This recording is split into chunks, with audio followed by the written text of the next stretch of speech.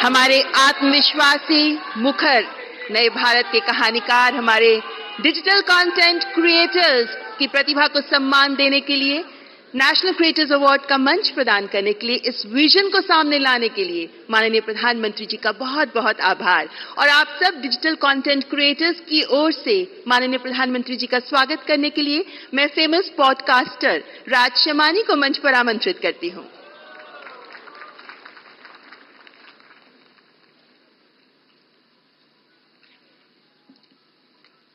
I'm honored to introduce the next person on the stage who needs no introduction. But before I do that, I want you to thank your stars.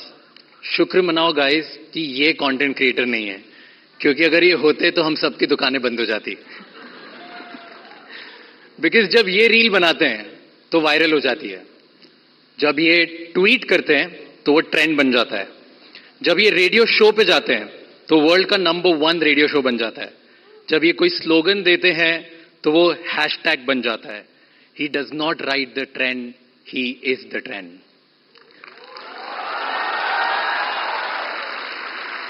Ladies and gentlemen, join your hands together for the influencer of the influencers, the OG, the GOAT, who is making the Indian dream possible for millions of Indians, the creator of New Bharat, Honorable PM Narendra Modi ji.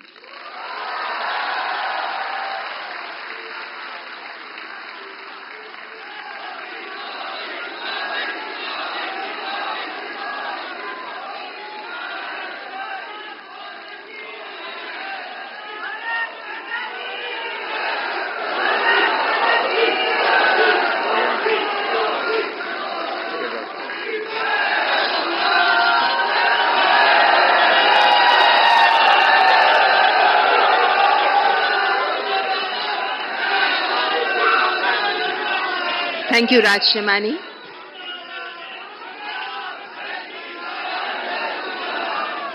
कार्यक्रम को आगे बढ़ाते हुए अब मैं इन पुरस्कारों के लिए 4 सदस्यीय जूरी में से 2 माननीय सदस्य हमारे बीच उपस्थित हैं।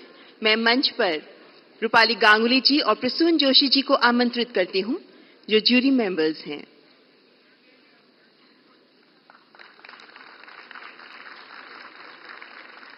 और अब अति आदरणीय प्रधानमंत्री जी के कर कमलों द्वारा पुरस्कार वितरण का शुभारंभ किया जाएगा। माननीय प्रधानमंत्री जी तथा माननीय मंत्री महोदय, आपसे अनुरोध करती हूं कृपया पुरस्कार वितरण का शुभारंभ करने के लिए मंच पर आगे आएं। The first category, the award for the New India Champion. The award goes to Abhi and New.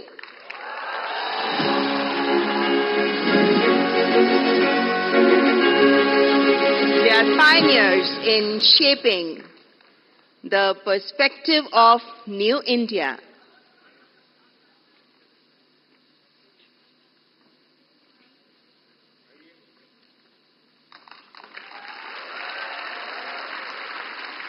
Through their insightful content and wide range of topics, they have raised awareness for New India.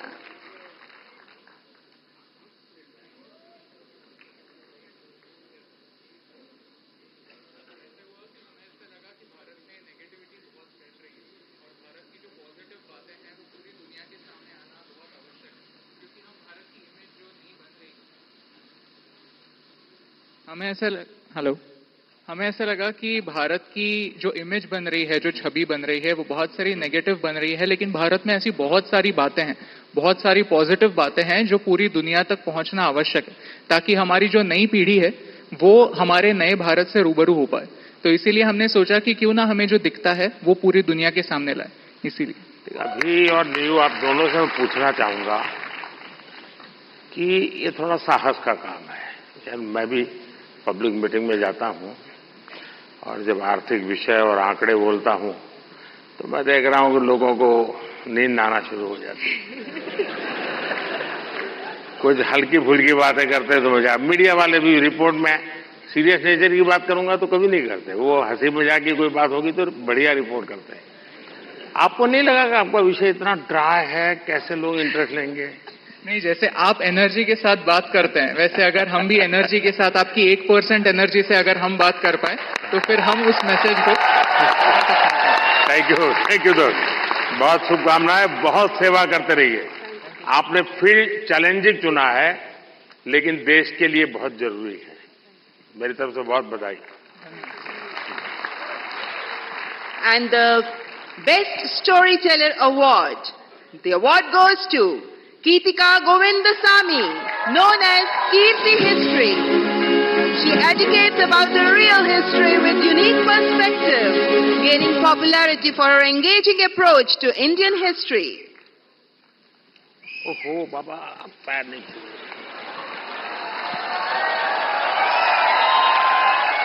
देखिए,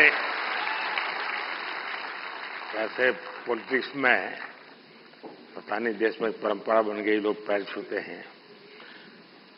कला जगत में पैर छूना उसका भाव अलग है, लेकिन मैं बहुत डिस्टर्ब हो जाता हूं, और उसमें भी जब कोई बेटी। Thank you, sir. मैं सुनना चाहूंगा आपके विषय में कुछ। I'm sorry, मुझे हिंदी समझ कर सकती हूँ, बट बोलने के लिए थोड़ा मुश्किल है। आपको जो मर्जी पड़े बोलो। ये देश बहुत बड़ा है, किसी न किसी कोने में तो आपको सुनने वाला मिल ही जाएगा। எல்லாருக்கும் வணக்கம்.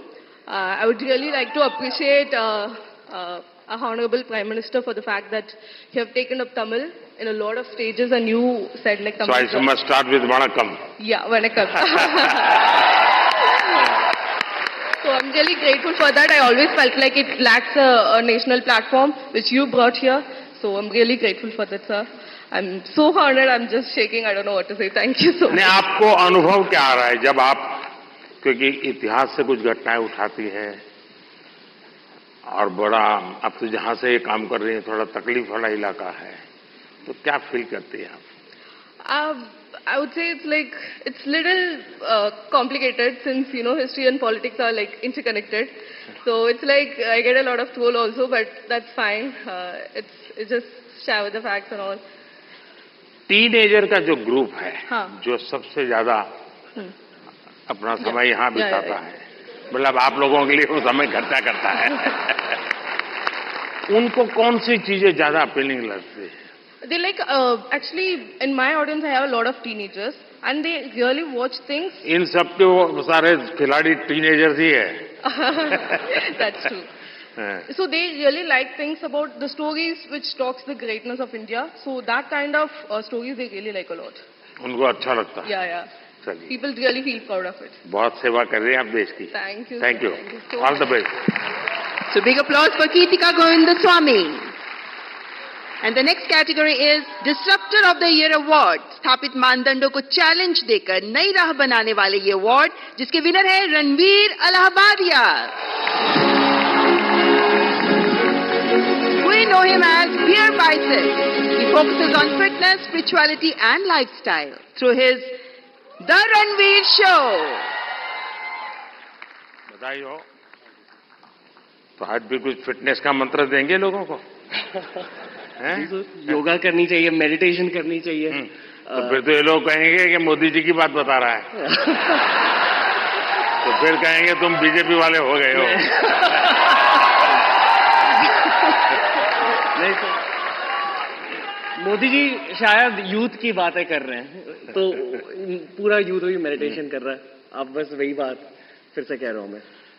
कभी मैं आपको पूरी तरह तो फॉलो कभी किया नहीं है। क्यों सर? क्योंकि बहुत कठिन होता है जी, मुझे खुद को 50 साल छोटा करना पड़ेगा, तब जाकर के आपके साथ थोड़ा वेवलेंथ बैठेगा।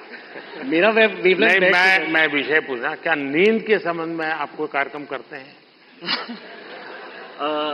कभी कभी एलियंस येटीज के सपने आते हैं।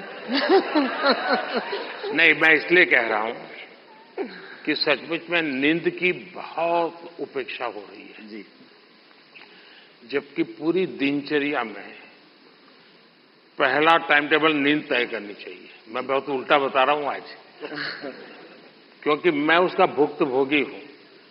मैं नींद के संबंध में बहुत ही इनडिसिप्लिन हूं। मैं बहुत कम सोता हूं और मेरे सब लोग मुझे डांटते रहते हैं और कई सालों से मेरी बीमारी आ गई है, मैं बहुत कम सोता हूं। लेकिन मैं चाहता हूं लोग पूरी नींद सोते रहे, ऐसा मैं नहीं चाहता हूं। मैं जगाना, लोगों को जगाना मेरा काम है। लेकिन नींद के संबंध में हम ज्यादा उतने जागृत नहीं है। कभी उस पर सोचिए ना। जी जी, योग निद्रा करनी चाहिए। योग निद्रा अलग है जी, वहां मत ले जाइए। देखिए, योग निद्रा वो विषय है जो नॉर्मली नींद से कठिनाइयां हैं, नहीं हो पाती, तो योग निद्रा कर लिया तो उनका 3-4 घंटा और निकल जाता है। आपके साथ पॉडकास्ट करने का मूड हो रहा है सर। अरे वाह। चलिए, मूड तो हरे के बहुत होते हैं भाई।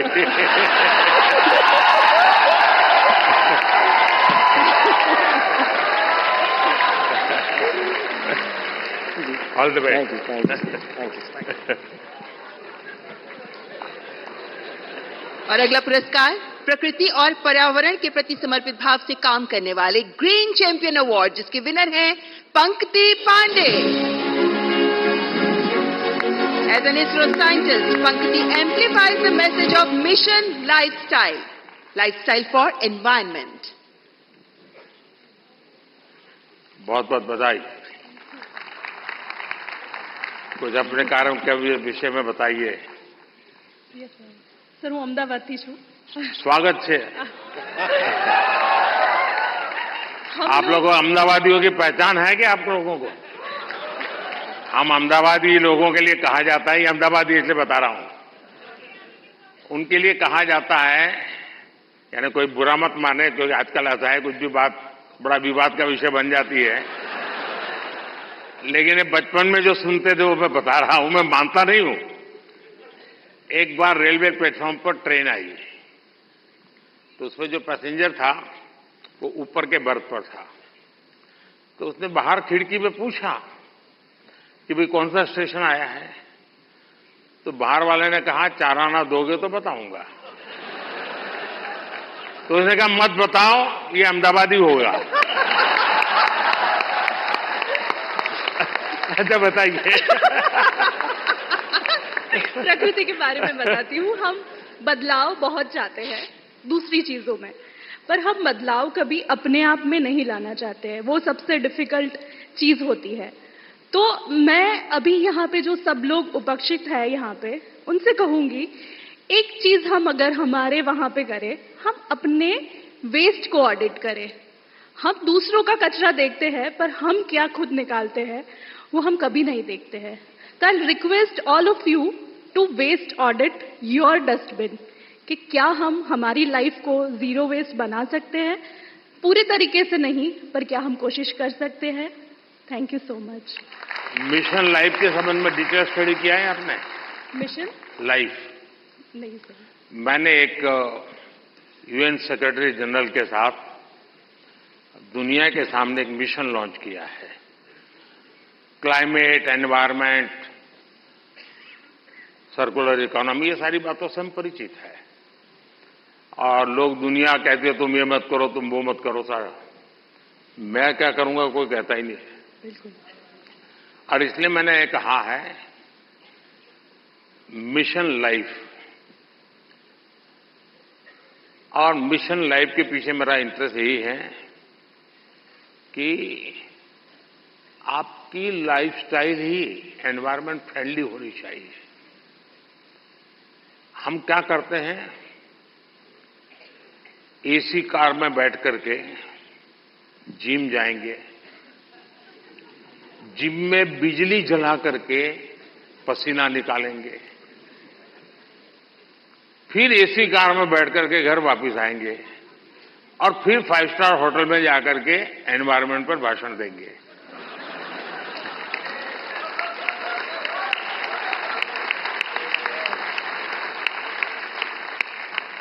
ये ग्लोबल वार्मिंग की समस्या का समाधान का सबसे बड़ा उपाय हमारी लाइफस्टाइल है। आपका यही मिशन है ना? यस सर, बिल्कुल। बहुत अच्छा ये काम कर रहे बदलाव हो। हमसे है, बिल्कुल। और अहमदाबादी है तो वेस्ट का बेस्ट कैसे बनाना इसमें एक्सपर्टाइज होती है। ये अहमदाबादी लोग एक भी चीज फालतू छोड़ते ही नहीं है। धन्यवाद जी। माइक दे दीजिए तो वो काम आएगा।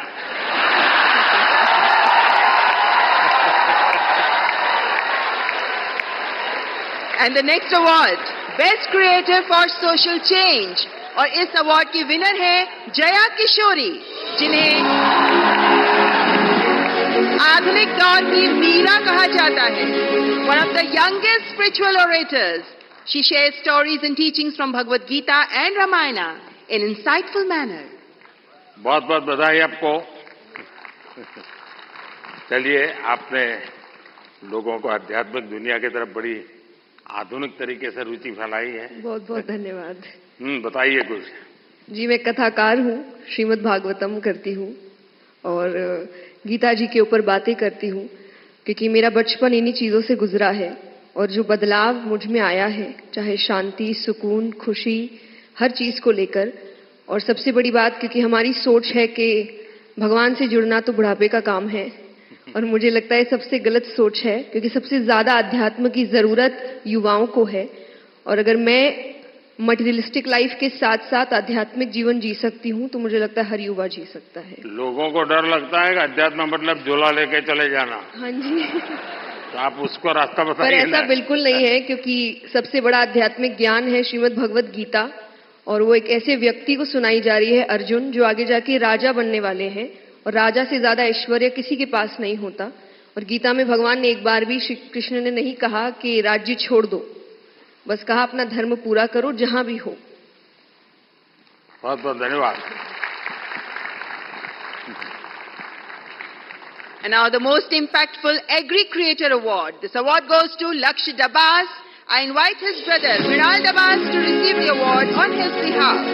कृषि को लेकर इनोवेटिव टेक्निक से कैसे हम कृषि को समृद्ध कर सकते हैं, इसी पर काम करते रहे हैं लक्ष्य दबास। बधाई हो, आपका लक्ष्य सफल हो। बहुत बहुत शुक्रिया इस मंच से बुलाने के लिए प्रधानमंत्री साहब। मैं मृणाल डबास, हम जैविक किसान हैं। देश की जरूरत जरूर थी 1970s में कि एक ग्रीन रेवोल्यूशन आया गया, लेकिन उसके बाद देश बढ़ा और आज देश की जरूरत जैविक खेती की है, जिसमें कोई रसायन, कोई पेस्टिसाइड हमारे खाने में जो जहर हम डालते हैं वो ना डाला जाए। इसी संदर्भ में हमने 30,000 से ज्यादा किसानों को अपने खेत में बुला के, हम जटखोड़ खेत से बिलोंग करते हैं जो दिल्ली सोनीपत बॉर्डर पे है, बुला के कैसे जैविक खेती की जाती है, किस तरह कीटों से बचाया जाता है, उस संदर्भ में उनको सिखाया है। अगर हम सरसों का तेल निकालते हैं तो एक्सपेलर यूनिट नहीं, जो प्राचीन समय में कच्ची घानी का तेल हुआ करता था।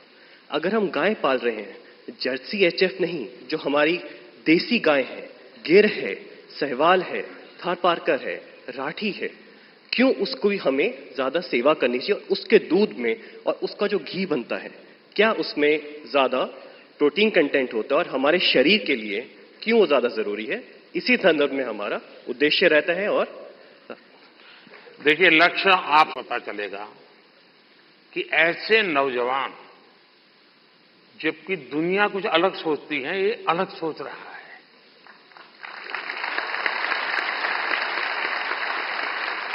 लोग लक्ष्य की मजाक उड़ाते होंगे, क्या यार तुम ये गाय पीछे पड़े हुए हो। उसके बाद भी वो उसको समर्पित है। आप कभी गुजरात के गवर्नर आचार्य देवव्रत जी से मिले हैं?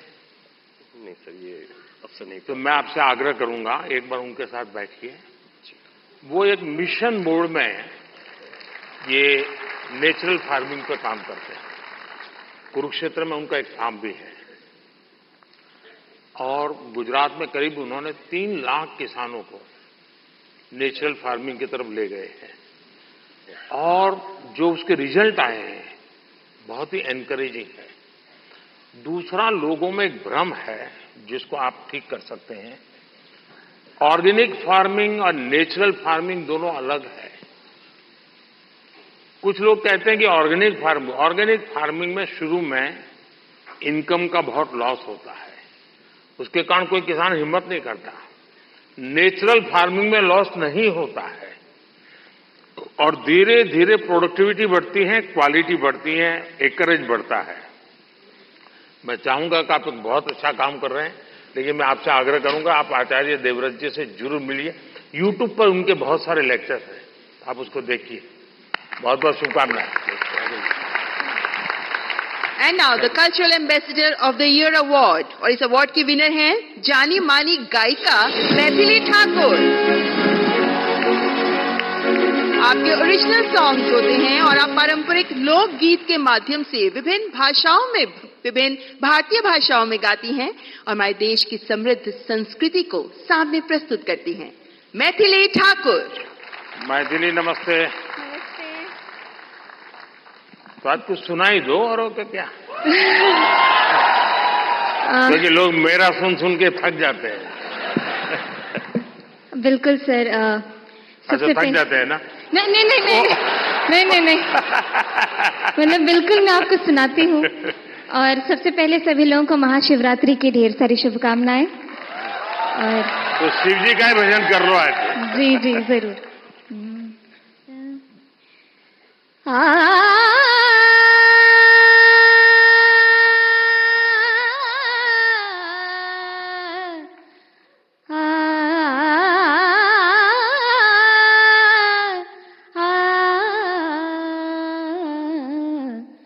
डिमिक डिमिक डमरू कर बाजे, प्रेम मगन नाचे भोला भोला।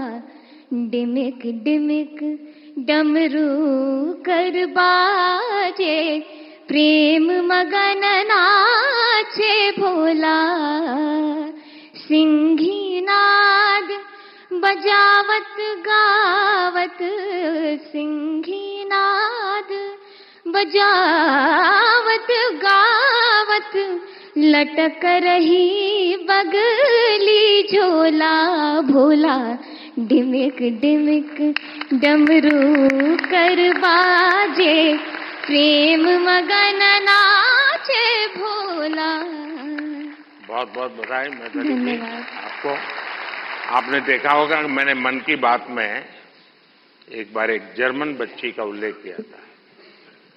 वो जन्म से उसको आंखें नहीं है, हिंदुस्तान देखा नहीं है, और मैं हैरान हूं कि भारत के दक्षिण भारत की भाषाओं के गीत इतना तेजी से ग्रास करती है। और भी पिछले दिनों यहां आई थी तो मेरा मिलना हुआ, तो उसने तमिल में मुझे शिव भजन सुनाया। और संगीत की क्या ताकत होती है, कोई भाषा उसको मालूम नहीं है जर्मनी के सिवाय, लेकिन अद्भुत प्रभाव पैदा करती है। आपको भी वो परमात्मा ने कृपा दी है, आपने साधना भी की है। मेरी तरफ से बहुत बहुत शुभकामनाएं। बहुत बहुत शुक्रिया। क्या मैं आपके साथ एक तस्वीर ले सकती हूँ? तस्वीर लेनी है? कैसे? अच्छा, सेल्फी के बिना नहीं चलता है। आज रात से मुझे बहुत खुशी हुई। बहुत बहुत शुक्रिया। धन्यवाद। And now the best international creator. इस अवार्ड में 3 लोगों के नाम हैं, किली Paul from Tanzania and Cassandra May Spitman, the German singer. And we have one more award winner in this Best International Creator category, and he is Drew Hicks. He's an American with Hindi and Bhojpuri skills, and he's gained fame for fluent Hindi and Bihari accent. तो आप हिंदी भी बोलते हैं, बिहारी भी बोलते हैं। यहाँ लोग आपकी बिहारी सुनना चाहेंगे। मैं इतना नर्वस फील कर रहा हूँ कि लगता है भोजपुरी, हिंदी, इंग्लिश सब भूल गया मैं, बट कोशिश करूंगा। जो भी बोल सकते बोल लीजिए। नहीं, मैं बहुत खुश हूँ धन्यवाद अवार्ड के लिए, और मैं बस लोगों को खुश करना चाहता हूँ और भारत का नाम रोशन करना चाहता हूँ। अगर इसमें मैं सक्सेसफुल हूँ तो मैं खुश हूँ। ये टैलेंट कैसे आपको, कैसे इस तरफ रुचि बनी और कैसे आपकी जिंदगी यात्रा शुरू हुई? मेरा पापा एक्चुअली BHU बनारस में यूनिवर्सिटी में पढ़ाई किया था, तो मैंने बचपन में कुछ टाइम वहीं पे बनारस में स्पेंड किया, और फिर पटना में वो एक्चुअली मिथिला पेंटिंग्स का भी बिजनेस में था कुछ टाइम के लिए। हाँ, तो फिर उसके बाद बचपन के बाद मैं वापस यूएस गया, बट यूएस में मन नहीं लगा। मेरे को लगा मुझको जल्दी घर वापस आना है, तो मैं आ गया। चलिए, आपको बहुत बहुत शुभकामना। आपका एक वाक्य भी इस देश के नौजवानों के लिए बहुत इंस्पायर करेगा। शुक्रिया, ऑल द बेस्ट। धन्यवाद। और हमारे देश के टूरिज्म पोटेंशियल को सामने लाने वाले बेस्ट ट्रैवल क्रिएटर अवार्ड के विनर हैं Kamiya Jani, the founder of Curly Tale. हमारे देश के कई ऐसे पहलुओं को सामने रखा है जो अभी तक अनएक्सप्लोर्ड रहे हैं। So the beauty of India has been showcased by her in her videos. That's Kamiya Jani. बहुत बहुत बधाई। Thank you so much. Thank you. Thank you. Kamiya ji बताइए। मुझे घूमने का बहुत शौक है और मुझे लगता है कि जब हम ऑफिस से थके आ रहे आते हैं या वीक भर पूरा काम करते हैं, वीकेंड्स में हमें एंजॉय करना चाहिए। जो इतनी ब्यूटीफुल नेचुरल ब्यूटी हिंदुस्तान में है वो एंजॉय करनी चाहिए। और मुझे लगता है भारत सबसे ज्यादा खूबसूरत देश है और यही ऑब्जेक्टिव है कि ग्लोबल मैप पर भारत नंबर 1 पर हो बस। और फिलहाल कंफ्यूज्ड हूं, लक्षद्वीप जाऊं या द्वारका? द्वारका आपको काफी नीचे जाना पड़ेगा। लेकिन वो मेरा अनुभव बहुत ही अद्भुत था। खैर, उसकी बात कभी फिर करूंगा, लेकिन मैं नहीं मानता सब टूरिस्टों के लिए कितना सुविधाजनक होगा। लेकिन अब जैसे मैं आदि कैलाश गया था, आदि कैलाश हमारा काफी ऊंचे टॉप पर है, और दूसरी तरफ मैं यहां द्वारिका में काफी मीटर नीचे चला गया पुरानी द्वारिका देखने के लिए। आप ये जब भारत की इन धरोहर का परिचय करवाती हो, तो मैं दो विषय लेकर इन दिनों चल रहा हूं। उसमें आप जो क्रिएटर्स होते हैं मदद कर सकते हैं। एक हमारे लोग क्या करते हैं, जैसे कहीं चले गए सोमनाथ, तो बस में ट्रेन में अपनी कार से उतरेंगे, भागेंगे, और जैसे भगवान अभी कहीं जा रहे हैं तो पकड़ो। उनके दिमाग में यही रहता है, तो दौड़ो, पकड़ो, और फिर एक बार देख लिया तो इधर उधर छुट्टी। मैं कहता हूं भाई ऐसा क्यों करते हो? जहां जाते हो कम से कम एक रात रुकिए। टोटल जो आपका बजट है, टूर ट्रैवल का टोटल बजट है, कम से कम 5% 10% लोकल कुछ न कुछ चीज खरीदिए, लोकल प्रोडक्ट खरीदिए।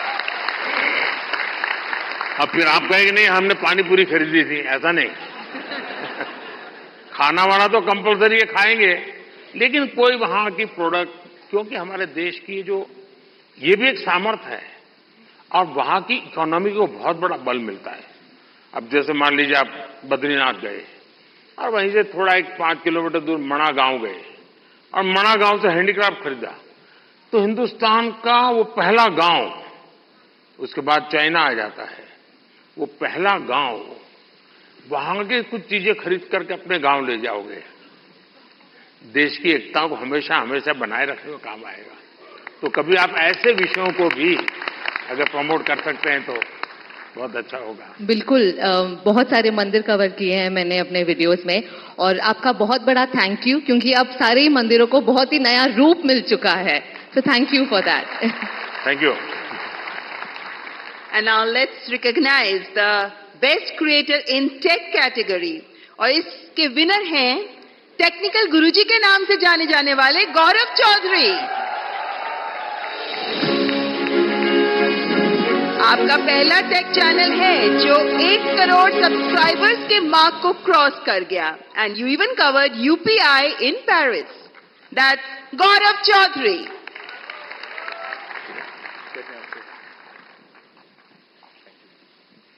चलिए भाई, आज की दुनिया का इंसान है, कुछ बताएगा हमें।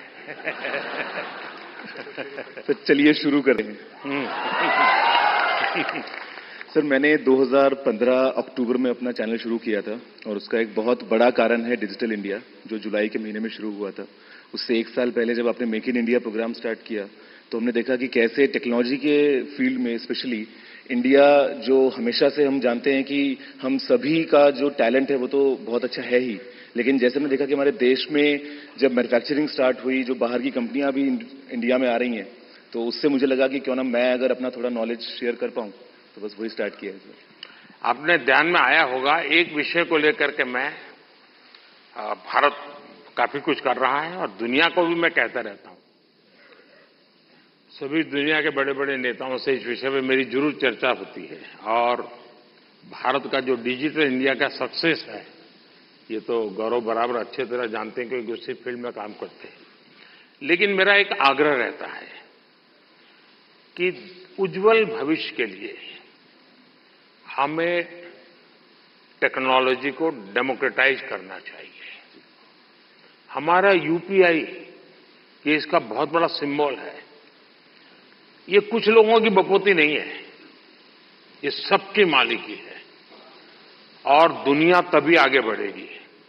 कोई उसका एक बड़ा कंपनी का मालिक बन गया और दुनिया बांट रहा है, ऐसा नहीं। हम उसको डेमोक्रेटाइज करते हैं और मैं मानता हूं जितना ये पहलू आपके माध्यम से पहुंचेगा कि टेक्नोलॉजी को डेमोक्रेटाइज करने की क्यों जरूरत है, दुनिया के उज्जवल भविष्य के लिए थोड़ा सीरियस विषय लगेगा। लेकिन मैं गौरव जैसे दोस्तों से चाहूंगा कि आप इसको जरा बल दीजिए। सर, मुझे ऐसा लगता है कि टेक्नोलॉजी जो है वो हम सभी को एक ताकत देती है आज की दुनिया में। मैं अभी पेरिस में गया था पिछले हफ्ते और मैंने जब वहां की टिकट यूपीआई से खरीदी तो बहुत खुशी हुई और मुझे लगता है कि इंडिया के पास में वो सारे सॉल्यूशंस हैं जो पूरी दुनिया के देश जो है अपनी जगहों पे इंप्लीमेंट कर सकते हैं। तो जरूर से कोशिश रहेगी। बहुत बहुत बधाई। Thank you. और माननीय प्रधानमंत्री जी के स्वच्छ भारत अभियान से प्रेरणा लेकर जिन लोगों ने डिजिटल कंटेंट क्रिएट किया, उनमें से चुने गए स्वच्छता एम्बेसडर हैं मल्हार कलाम्बे, अ नोटेड एनवायरमेंटलिस्ट जो 2017 से प्रति सप्ताह स्वच्छता अभियान चलाते रहे हैं, स्वच्छता और सतत विकास को लेकर जागरूकता भी फैलाते रहे हैं। दैट्स मल्हार कलाम्बे। मल्हार, ये जो लोग क्रिएटर्स हैं ना, उसमें कुछ लोग वो भी हैं जो क्या खाना चाहिए वो भी कहते हैं।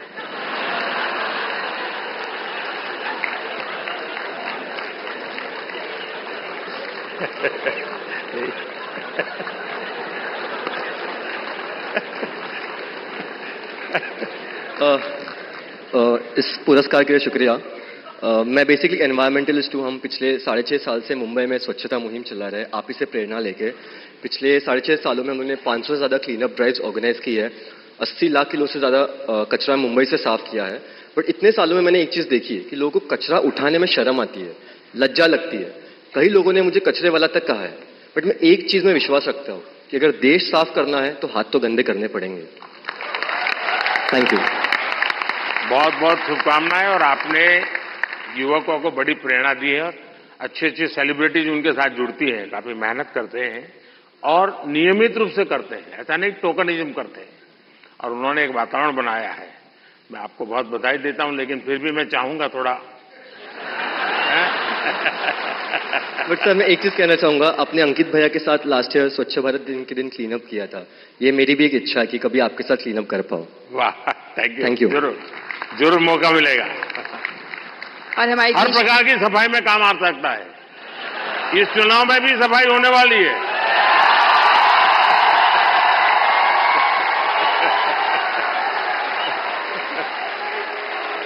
और हमारे देश की समृद्ध फैशन परंपराओं को आगे बढ़ाने के लिए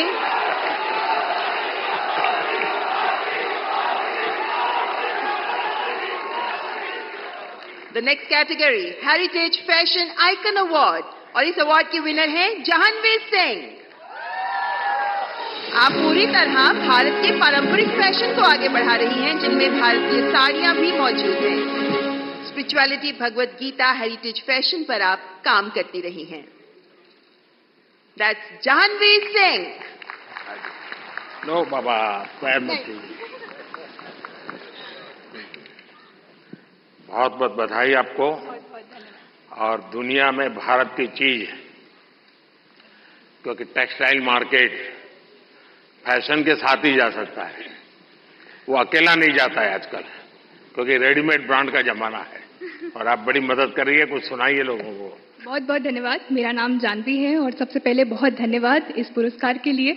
और मैं चाह रही हूँ कि इस नए भारत में जो हमारी प्राचीन परंपरा है उसे अपनी संस्कृति, शास्त्र, संस्कार और साड़ियों के माध्यम से आगे लेके जाऊं। और मेरा सबसे यही अनुरोध है कि अपनी संस्कृति, शास्त्र, संस्कारों को भूलिए मत, उसे अपने साथ रखिए। आप कितने भी मॉडर्न हो जाएं, हमेशा ये रूट्स आपको याद होनी चाहिए। एक है अब दुनिया में रेडीमेड का जमाना है जी। और मैं मानता हूं कि हमने इस प्रकार किसी को अगर गाइड कर सकते हैं, आप जैसे लोग गाइड कर सकते हैं। जैसे अब साफा कोई मानता नहीं, रेडीमेड आता है पहन लेता है, फोटो वोटो निकल जाती है। धोती मानता नहीं कोई, रेडीमेड आता है पहन लेता है। भारतीय जो वेश है उसमें भी साड़ी कठिन काम है पहनना। अगर उस आ रहा है थोड़ा बहुत, लेकिन मैं समझता हूं वो जितना ज्यादा प्रमोट होगा, दुनिया में बहुत बड़ा मार्केट बनने वाला है। तो उस दिशा में कैसे आप लोगों को इंस्पायर कर सकती है? मुझे लगता है हमारे देश में बहुत अलग अलग प्रकार के टेक्सटाइल्स हैं और उसको अपने वीडियोस से मैं प्रमोट करती हूँ। उसका पहनावा कैसा है, उसकी बुनाई कैसे की जाती है, टेक्सटाइल कैसा है, तो उसको आगे ले जाने का प्रयास है वीडियोस के माध्यम से, ताकि लोगों को पता चले कि हमारे भारत में इतने अलग अलग टेक्सटाइल्स और इतने सुंदर प्रिंट्स, वेराइटीज हैं जो हमें देश के सामने लानी चाहिए। और भारत एक सबसे सुंदर देश है और उसकी विरासत, उसकी परंपरा, संस्कार, संस्कृति, हर एक चीज बहुत सुंदर है। तो मेरा यही प्रयास है कि मैं उसको आगे लेके जाऊं। देखिए, भारत फैशन की दुनिया में लीडर रहा है। बहुत लोग हैरान हो जाएंगे अगर आज लोगों को लगता है मिनी स्कर्ट ये आधुनिकता की निशानी है, या पर्स ऐसे लटकाती है बहनें। आप अगर कोणार्क जाएंगे, सैकड़ों साल पुराने मंदिर का जो मूर्तियां बनी हैं, उसमें आपको एक मूर्ति वो भी दिखेगी जिसमें मिनी स्कर्ट पहना है बेटी ने और हाथ में पर्स है, ऐसे लटक रही है। यानी सैकड़ों साल पहले फैशन का वो नॉलेज यहां पर पत्थर तराशने वाले को भी था। यानी भारत की इन विविधताओं को हम दुनिया में ले जा सकते हैं। बहुत बहुत बधाई आपको। बहुत बहुत धन्यवाद। और बेस्ट क्रिएटिव क्रिएटर फीमेल की श्रेणी में पुरस्कार प्राप्त कर रही हैं श्रद्धा, जिन्हें मशहूर हैं अय्यो श्रद्धा के नाम से। आप अलग अलग भाषाओं में कॉमेडी प्रस्तुत करती हैं, हास्य कलाकार।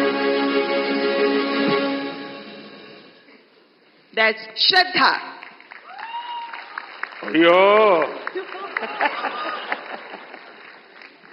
श्रद्धा से मेरा दोबारा मिलने का मौका मिला है। बहुत बहुत बधाई। बहुत बहुत धन्यवाद। बहुत बहुत धन्यवाद।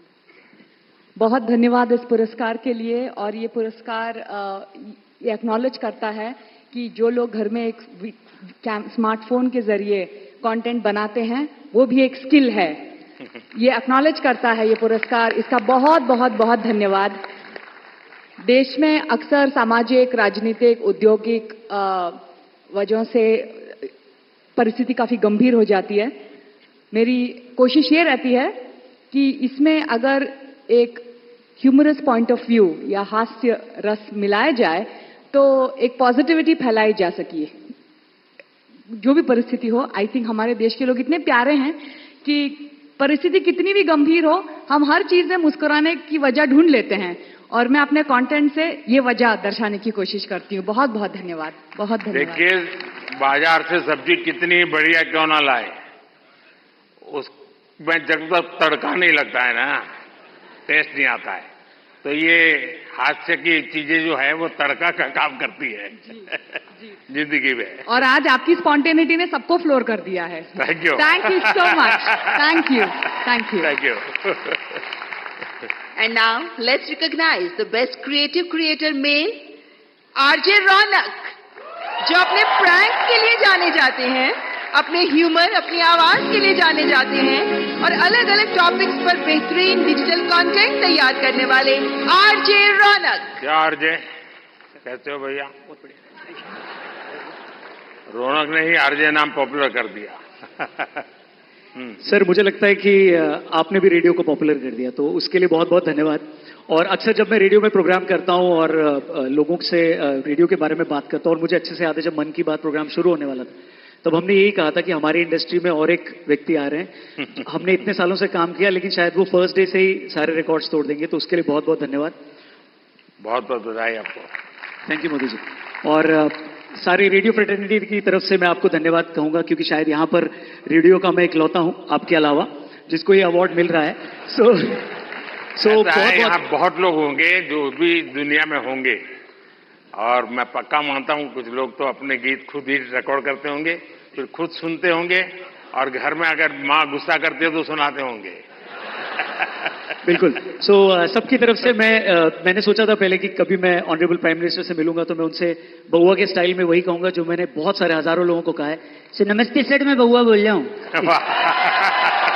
बहुत बहुत धन्यवाद सर। थैंक यू भैया। And now moving on to the best creator in food category, and the award goes to Kabita's Kitchen. एक हाउसवाइफ जो बन गई digital entrepreneur. She has played a vital role in celebrating the rich culinary heritage of India.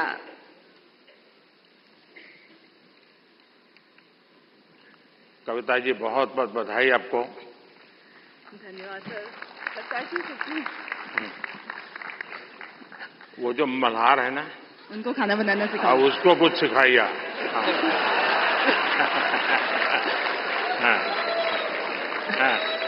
Sir, धन्यवाद इस पुरस्कार के लिए। और मैं खाना बनाना सिखाती हूँ लोगों को, और मैं चाहती हूँ कि घर के मतलब जो फैमिली मेंबर है वो घर के हर मेंबर को खाना बनाना सिखाए, क्योंकि कोविड के टाइम पे हमें पता चल गया कि खाना बनाना कितना जरूरी है सीखना। तो पढ़ाई के साथ साथ इसको भी हम अपनी लाइफ स्किल में ऐड करें तो ज्यादा अच्छा होगा। और साथ में मैं चाहती हूँ कि जैसे स्कूल वगैरह में हम बच्चों को बाकी चीजें पढ़ाते हैं, तो उसके साथ अगर हम एग्रीकल्चर भी सिखाएं तो बच्चों को ये पता चलेगा कि एक अनाज उगाने में कितना मेहनत होता है। तो शायद उसकी वजह से फूड वेस्टेज कम होगा, और खाना बनाने में कितनी मेहनत होती है तो उसकी वजह से भी वेस्टेज को हम रोक सकते हैं। तो ये मेरी सोच है। मैं चाहती हूँ कि ऐसा अगर हो तो फ्यूचर में अच्छा होगा।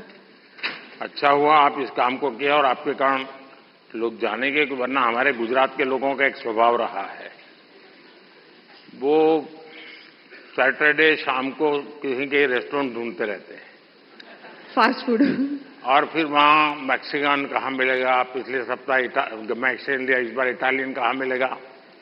और अगर वो कुल्लू मनाली जाएंगे तो यार गुजराती डिश कहाँ मिलेगा।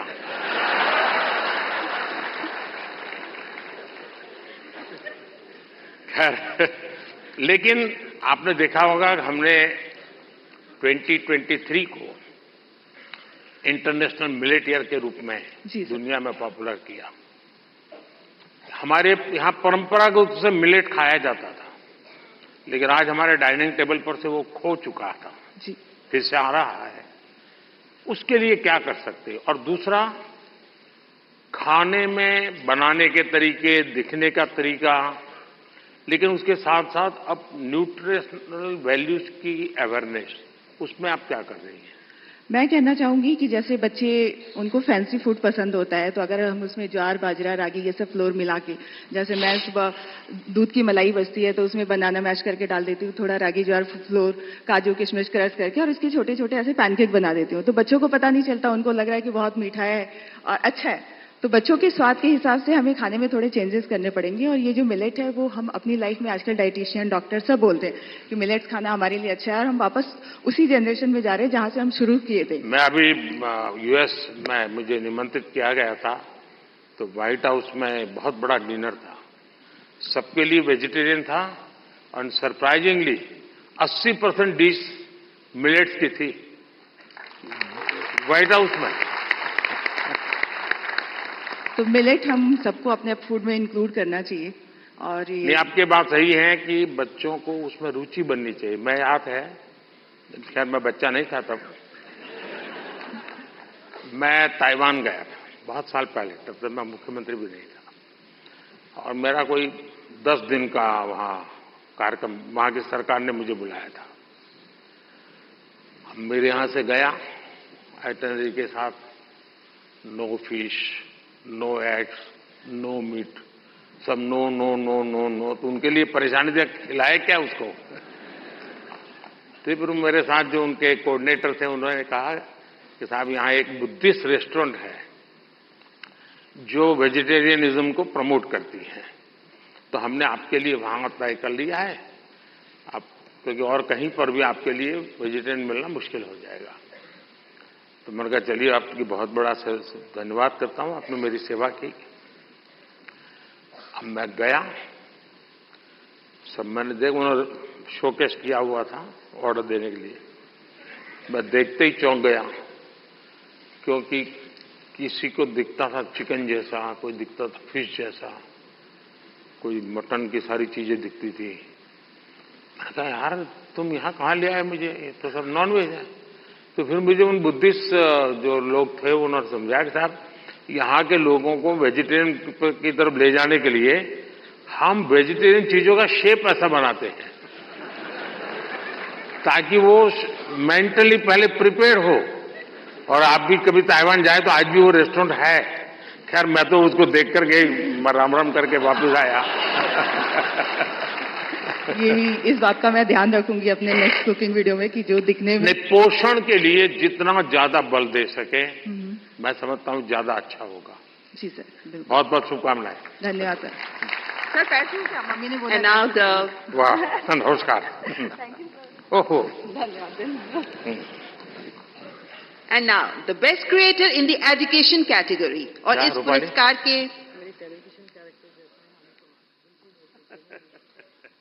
इस पुरस्कार के विजेता हैं टेक प्लस गैजेट्स के लिए जाने जाने वाले Naman Deshmukh. Naman technology, gadgets, finance, social media, marketing जैसे विषयों को कवर करते हैं, सामान्य भाषा में तकनीकी विषयों पर शिक्षित करते हैं। आपको नमन। बताइए नमन। पहली बात तो प्रधानमंत्री जी थैंक यू सो मच इस पुरस्कार के लिए। मैं एक्चुअली टेक रिलेटेड या फिर जो भी अवेयरनेस होती है उस रिलेटेड वीडियोस बनाता हूं, लोगों को अवेयर करता हूं। जिस तरीके से इंडिया में टेक्नोलॉजी या फिर बाकी की चीजें बढ़ रही हैं उस तरीके से बहुत सारे स्कैम्स भी बढ़ते जा रहे हैं, जहां पे कई सारे ऐसे भी लोग हैं जो शायद अपना बैंक अकाउंट तक खाली करवा देते हैं कुछ स्कैम्स के कारण। तो उस टाइप की वीडियोस रहती है मेरी। प्लस इतनी सारी गवर्नमेंट की स्कीम्स होती हैं जो लोगों तक नहीं पहुंच पाती है, तो उसकी अवेयरनेस वगैरह पे हम लोग जो है वीडियो बनाते हैं। ये बहुत अच्छी बात है क्योंकि एक प्रकार से लोगों को जगाने का काम है। अदरवाइज लोग अच्छे से अच्छा मोबाइल खरीदने के तो शौकीन है, लेकिन सेफ्टी सिक्योरिटी के लिए क्या क्या करना चाहिए कुछ पता ही नहीं होता है। तो उसी में मेरी कोशिश रहती है और मैं ट्राई करता हूं कि जितना सिंपल मेरा कंटेंट हो उतना लोगों को समझने में आसानी होती है। तो मेरा जो हमारा एक रीजन है टेक में आने में या फिर एजुकेशन में कि एजुकेट तो करना है लेकिन बहुत सिंपल और फन तरीके से लोगों को चीजें बतानी है, और शायद उस चीज में हम लोग आगे बढ़ते जा रहे हैं। एक सुझाव मैं देता हूं नमन, शायद इन लोगों में से कोई निकले उसको भी काम आ सकता है। भारत सरकार की तरफ से अटल टिंकरिंग लैब्स बहुत बड़ी मात्रा में स्कूलों में चलती है।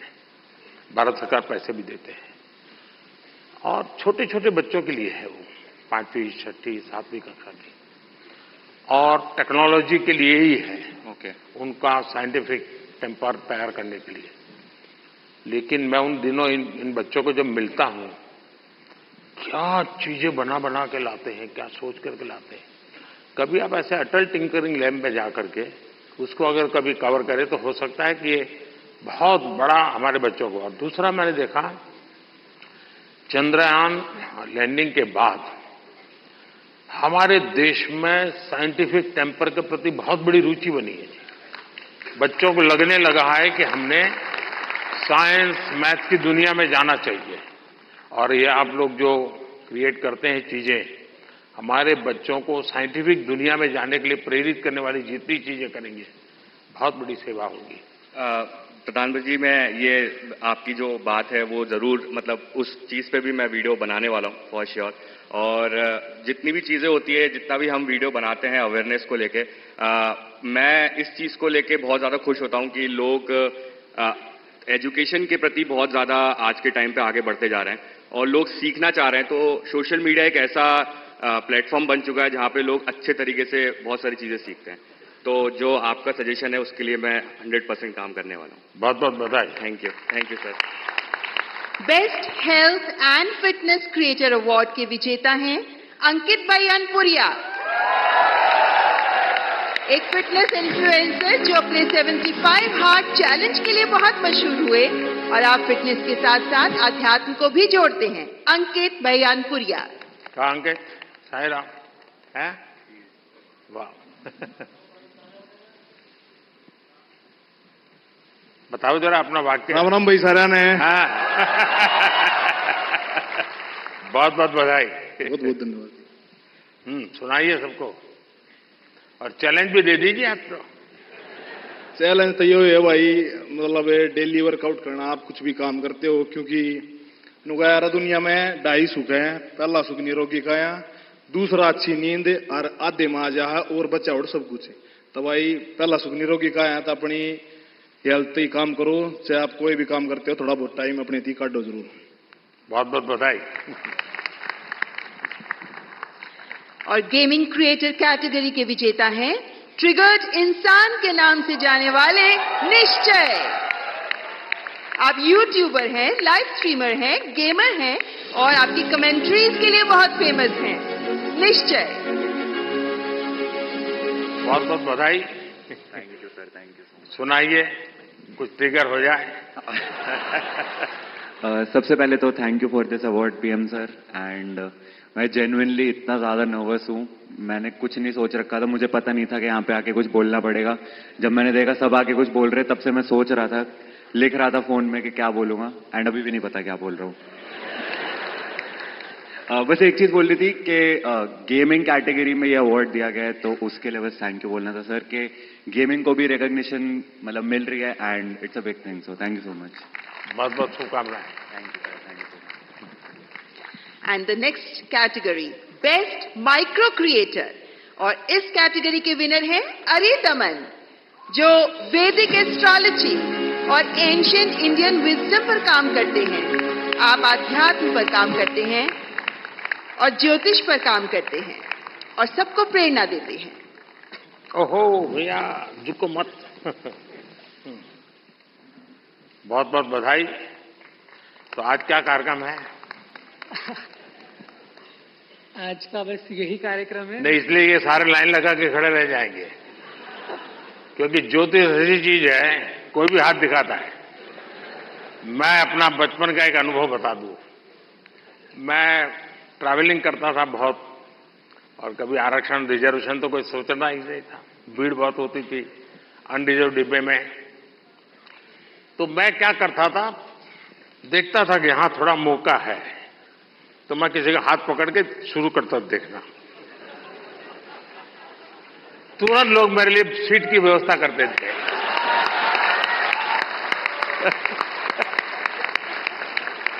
आइए आइए बैठिए। अब आप बताइए। लक्ष्मी हयवदन परब्रह्मणे नमः। सभी को मेरा सादर नमस्ते। और पहले मैं ये बताना चाहूंगा कि मैं ज्योतिष की वीडियोस नहीं बनाता हूं। मैं धर्मशास्त्रों के कुछ विषयों पर अपनी वीडियोस बनाता हूं। और ये पुरस्कार मुझे मिला, इसमें धर्मचक्र भी है, इसमें वृषभ भी है, इसमें सिंह भी है। और इस धर्मचक्र की मर्यादा बनी रहे, ये धर्मचक्र सतत चलता रहे, इसके लिए ही मेरा छोटा सा प्रयास है। और ये धर्मचक्र केवल एक मूर्तमान पुरस्कार की कोई मूर्ति नहीं है जिसको हमें घर में जाकर के सजा देना है। अपितु अपने जीवन के अंदर इस धर्मचक्र को धारण भी करना है। और इसके अंतर्गत कोई आध्यात्मिक कर्मकांड नहीं आते हैं, इसके अंदर कोई पूजा पाठ या विधियां नहीं आती है। आज मैंने जो वेशभूषा पहनी है, बहुत से लोग इसे देखकर सोच रहे होंगे कि मैं कोई सन्यासी हूं, कोई बाबा हूं, कोई तपस्वी हूं, लेकिन मैं इनमें से कुछ नहीं हूं। मैं एक सामान्य बालक हूं जो अपनी 12वीं कक्षा इस समय कर रहा हूं। लेकिन मैं बताना चाहता हूं कि ये जो कपड़े मैंने पहने हैं, ये अध्यात्म का प्रतीक नहीं है, ये भारतीय संस्कृति का प्रतीक है जिसे हम भुला चुके हैं।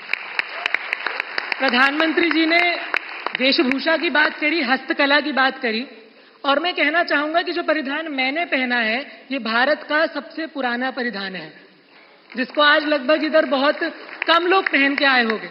तो मैं आशा करता हूं कि मेरे छोटे से योगदान से, यद्यपि मैं एक बहुत बड़ा क्रिएटर नहीं हूं, लेकिन मेरे छोटे से योगदान से मैं इस राष्ट्र के धर्म चक्र में एक छोटा सा सहयोग देता हूं, और उसके लिए आप सभी का मैं साथ मांगता हूं। और उसके लिए मुझे यहाँ बुलाने के लिए प्रधानमंत्री जी का बहुत बहुत अभिनंदन, आप सभी लोगों का बहुत बहुत अभिनंदन। नमस्कार। आप अरी कैसे आइडेंटिफाई करते हैं और अरी का दमन कैसे करते हैं?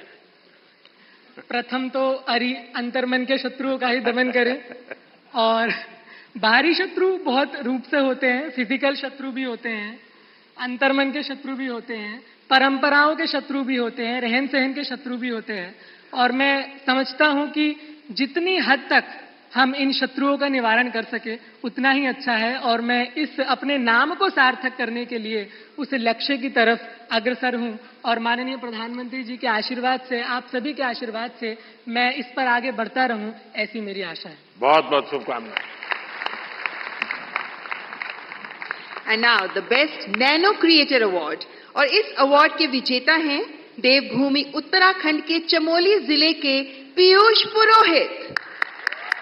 पीयूष जो स्थानों की, लोगों की और उन क्षेत्रीय त्योहारों के बारे में बताते हैं जिनके बारे में लोगों को बहुत कम पता होता है।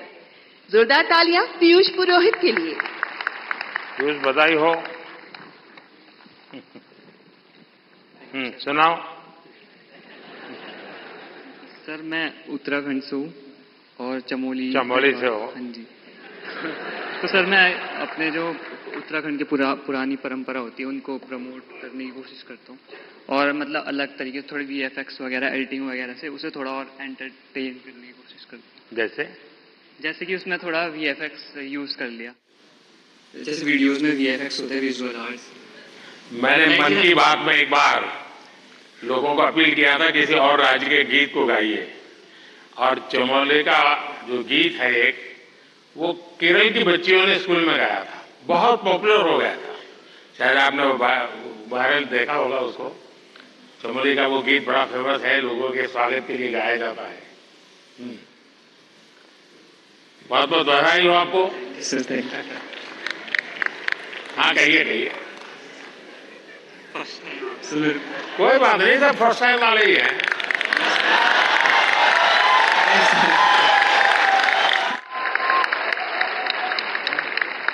Thank you sir, thank you. जय देवभूमि, जय उत्तराखंड। चलिए, बहुत धन्यवाद। और नेशनल क्रिएटर्स अवार्ड्स की आखिरी श्रेणी, बेस्ट सेलिब्रिटी क्रिएटर अवार्ड, और ये अवार्ड दिया जा रहा है अमन गुप्ता को। एक उद्यमी के तौर पर अपनी सफलता और अपने इनोवेटिव बिजनेस स्ट्रैटेजीज के लिए मशहूर शार्क टैंक इंडिया में भी शामिल अमन गुप्ता। अमन, बहुत बहुत बधाई हो। सर, आप तो अब सक्सेसफुल है अपने जीवन में भी और दुनिया को भी दिखा रहे हो, जरा बताइए। तो सर 2016 में जब startup India, stand up India आया था, हमने अपनी कंपनी स्टार्ट करी थी सर। बोट तो जब हमने स्टार्ट करी थी तो लोग बोलते थे कि ये क्या कर लेंगे, ऐसा छोटा सा ब्रांड है, कुछ नहीं कर पाएंगे। और आज सर 2024, 7 साल बाद sir, we are world's second largest sir, विश्व second largest audio brand sir. 2021 में सर कोविड आया सर, हमारा सारा सामान इंडिया के बाहर बनता था सर।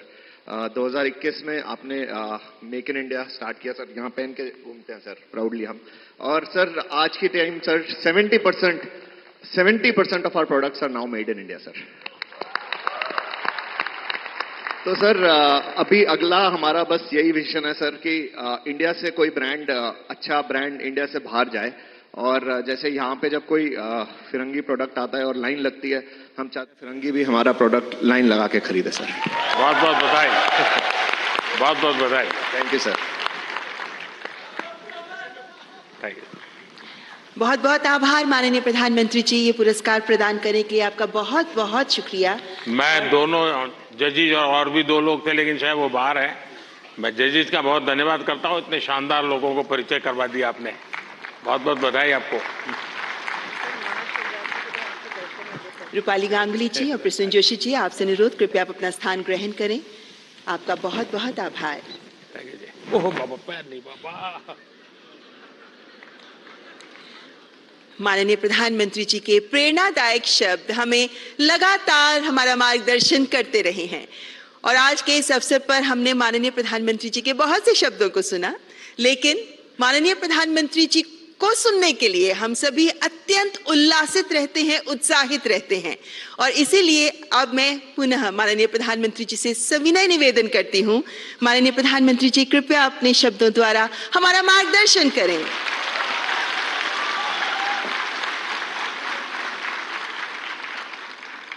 अभी भी कुछ सुनना बाकी है क्या?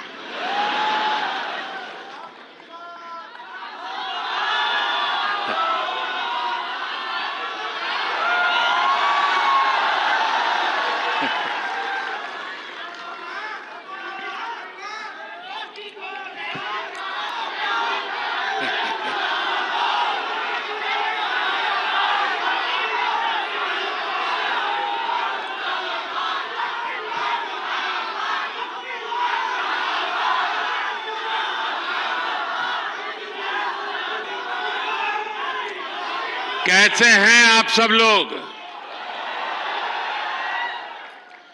थोड़ी सी वाइब भी तो चेक हो जाए।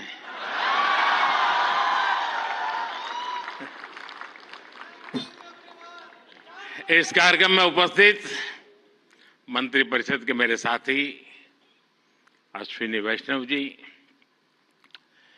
जूरी मेंबर्स भाई प्रसून जोशी जी, रूपाली गांगुली जी, देश के कोने कोने से यहां उपस्थित सभी कंटेंट क्रिएटर्स,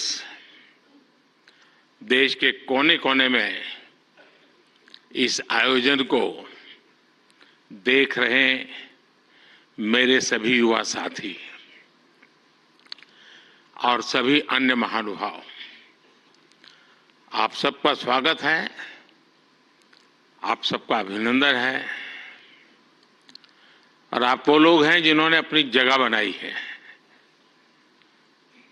और इसलिए आज उस जगह पे आप हैं, भारत मंडपम।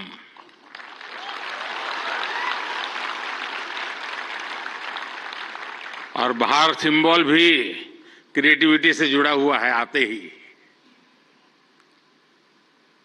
और यही जगह है जहां G20 से सभी मुखिया यहां इकट्ठे हुए थे और आगे की दुनिया कैसे क्रिएट करनी इसकी चर्चा कर रहे थे। और आज आप लोग हैं जो भारत का भविष्य कैसे क्रिएट करना उसकी चर्चा करने के लिए आए हैं।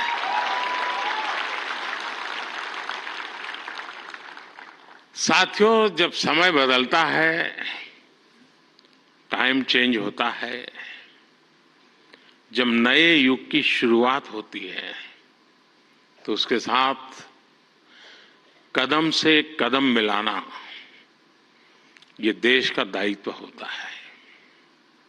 आज भारत मंडपम में देश अपने उस दायित्व को पूरा कर रहा है। पहले नेशनल क्रिएटर अवार्ड्स यानी पहला है, ये आयोजन नए दौर को समय से पहले पहचान देने का आयोजन है।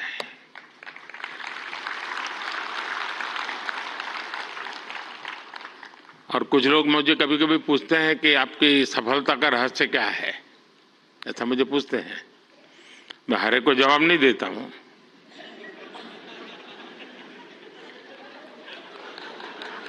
कोई रेस्टोरेंट वाला अपना किचन दिखाता है क्या?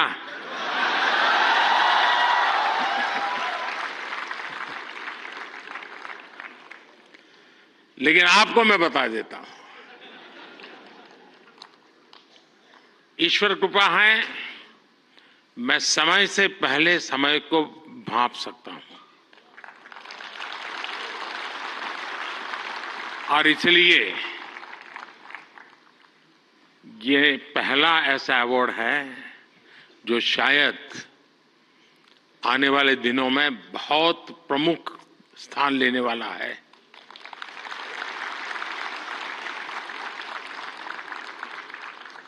ये इस नए युग को एनर्जाइज कर रहे आप सब युवाओं को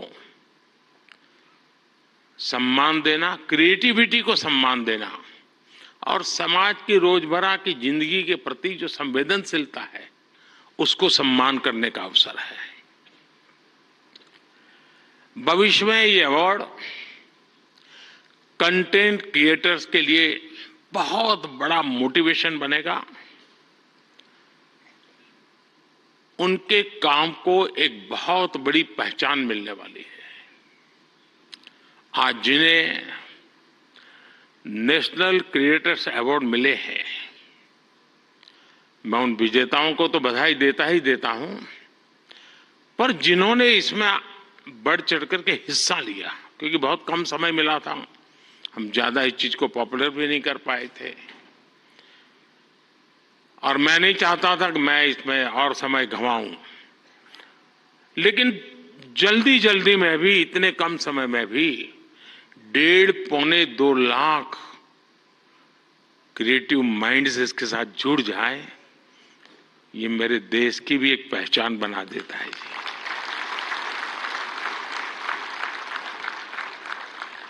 और साथियों, आज एक और पवित्र संयोग है, ये पहला नेशनल क्रिएटर्स अवार्ड महाशिवरात्रि के शुभ दिन पर आयोजित हो रहा है।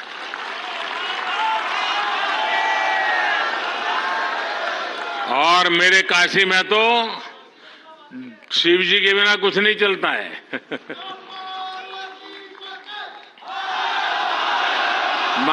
महादेव, भगवान शिव भाषा, कला और क्रिएटिविटी के जनक माने गए हैं। हमारे शिव नटराज है, शिव के डमरू से माहेश्वर सूत्र प्रकट हुए हैं।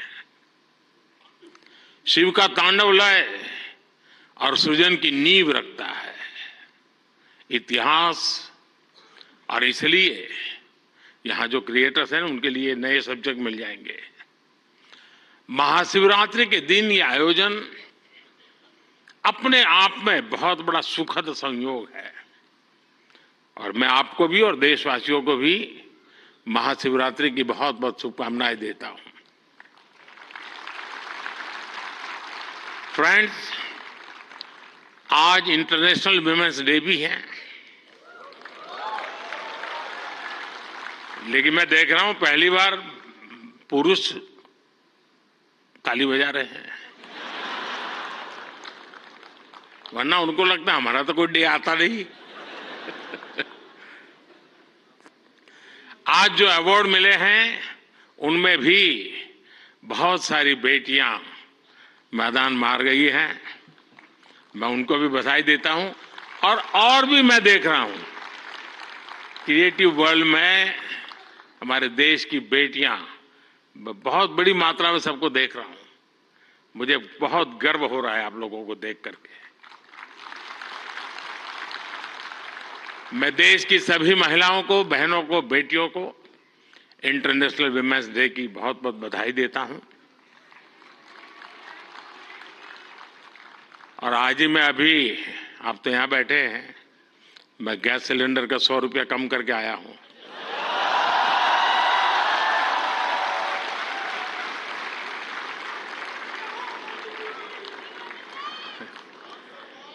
साथियों, किसी भी देश की जर्नी में किसी एक पॉलिसी डिसीजन या एक अभियान का कैसे मल्टीप्लायर इफेक्ट होता है, ये आप सबको देख करके पता चलता है।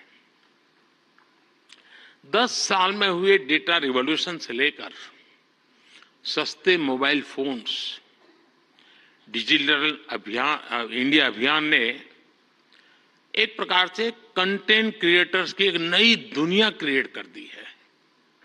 और पहली बार ऐसा हुआ होगा जब किसी सेक्टर की युवा शक्ति ने सरकार को प्रेरित किया हो, सरकार को मजबूर किया हो कि कब तक बैठे रहोगे, इसको भी सोचो।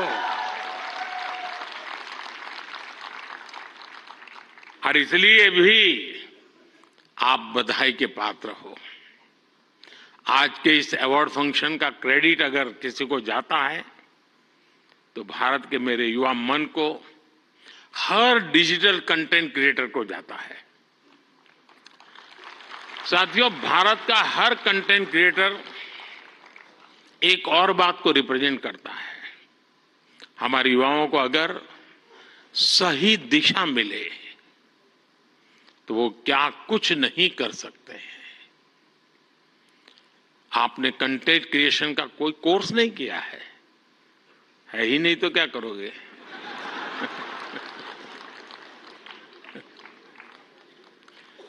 पढ़ाई के टाइम करियर सेलेक्ट करते हुए ये सोचा भी नहीं होगा कि हम कंटेंट क्रिएटर जैसा कुछ बनेंगे। लेकिन अपने भविष्य को पहचाना, फ्यूचर को देखा और ज्यादातर लोगों ने वन मैन आर्मी की तरह काम शुरू कर दिया। अब ये श्रद्धा को देखिए, खुद अपना मोबाइल लेकर के बैठ जाती है।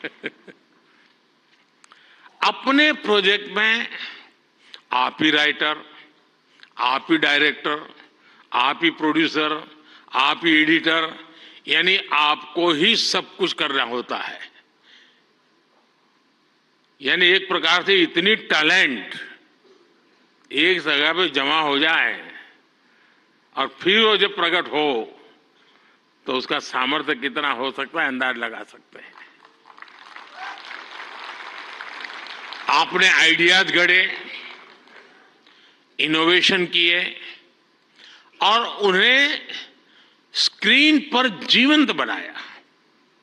आपने दुनिया को न केवल अपनी क्षमता से परिचित करवाया बल्कि लोगों को दुनिया भी दिखाई। आपने जो हिम्मत दिखाई उसी के कारण आज आप सब यहां पहुंचे हैं और देश बड़ी आशा के साथ आपको देख रहा है। आपका कंटेंट आज पूरे भारत में जबरदस्त इंपैक्ट क्रिएट कर रहा है।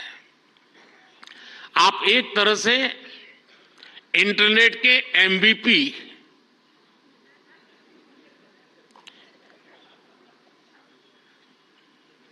ठीक है ना?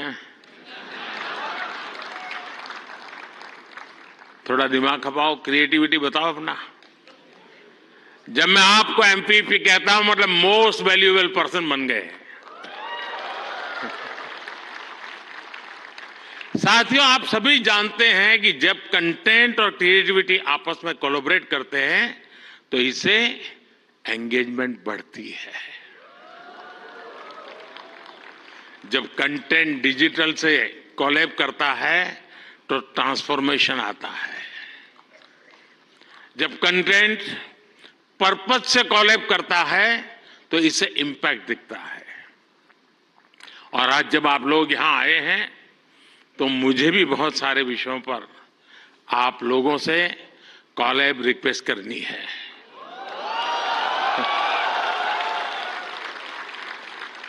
साथियों, एक जमाने में हम छोटी से छोटी दुकानों पर लिखा देखते थे कि यहां बहुत टेस्टी फूड मिलता है, ऐसा देखते थे ना। कोई भी कहे वहां क्यों खाना तो बोले टेस्टी फूड है। लेकिन आज हम देखते हैं कि दुकान वाले लिखते हैं कि यहां हेल्दी फूड मिलता है। अब टेस्टी नहीं लिखता है, हेल्दी फूड मिलता है। क्यों बदलाव आया? तो ये एक बदलाव समाज में भी आ रहा है। इसलिए कंटेंट ऐसा होना चाहिए जो लोगों में कृतज्ञ भाव जगाए, देश के प्रति आपके जो कर्तव्य हैं उनके लोगों को प्रेरित करें। और आपके कंटेंट का यही डायरेक्ट मैसेज हो, ये जरूरी नहीं है। आप कंटेंट क्रिएट करते हुए इसका ध्यान रखेंगे तो इनडायरेक्टली भी उसमें जरूर झलकेगा। आपको ध्यान होगा, लाल किले से मैंने बेटियों के अपमान का विषय उठाया था। एक बार मैंने ये भी कहा था कि आप बेटी शाम को घर आती है तो पूछते हैं क्यों देर से आई, कहां गई थी, क्यों जल्दी घर नहीं आई। मैंने लाल किले से पूछा था कि मुझे कोई तो माँ बाप बताओ जो अपने बेटे को पूछते हो कि तुम देर से क्यों आ रहे हो, कहां गए थे। बेटी को सब पूछते हैं, बेटे को कोई नहीं पूछता है। मैं कंटेंट क्रिएटर से कहता हूं इस बात को आगे कैसे बढ़ाएं, एक माहौल कैसे बनाएं। समान जिम्मेवारी होनी चाहिए। बेटी देर से आए तो भूकंप हो जाए और बेटा देर से आए, बेटा खाना तो खाया था ना, क्यों भाई। कहने का मेरा मतलब है साथियों कि हमने समाज के साथ जुड़ना है और इस भावना को घर घर पहुंचाने में आप जैसे साथी बहुत अच्छे ढंग से इसको कर सकते हैं। देखिए, आज महिला दिवस पर आप इस संकल्प को फिर दोहरा सकते हैं। हमारे देश की नारी शक्ति का सामर्थ्य कितना ज्यादा है, वो भी आपके कंटेंट का हिस्सा, प्रमुख हिस्सा हो सकता है। मैं जरूर दावे से कहता हूं जी, आप में से कोई थोड़ा क्रिएटिव माइंड के साथ सुबह से रात तक मां क्या करती है उसी को थोड़ा रिकॉर्ड करके उसको एडिट करके रखें।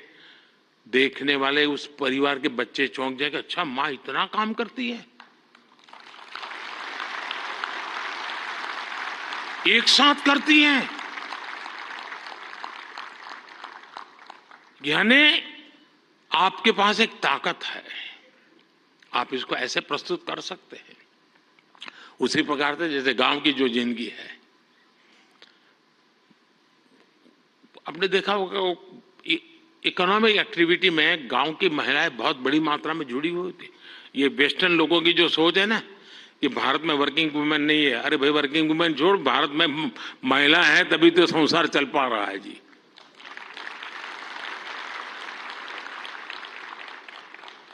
गांव में आप देखेंगे इतनी इकोनॉमिक एक्टिविटी हमारी माताएं बहनें करती है। अगर ट्राइबल बेल्ट में जाएंगे, पहाड़ों में जाएंगे तो आपको मैक्सिमम इकोनॉमिक एक्टिविटी हमारी माताएं बहनें करती हैं जी।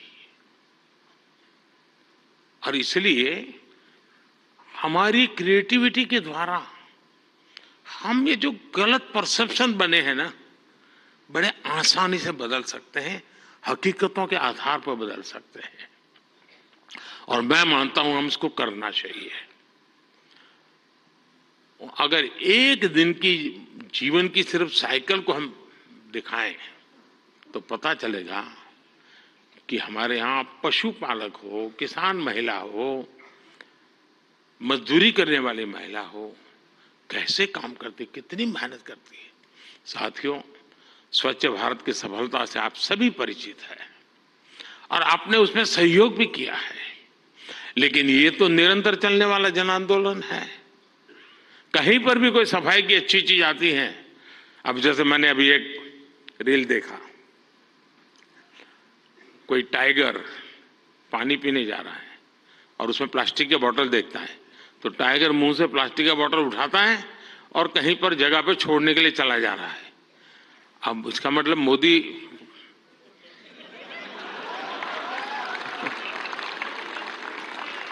किस किस से बात पहुंचाता है, समझ गया ना।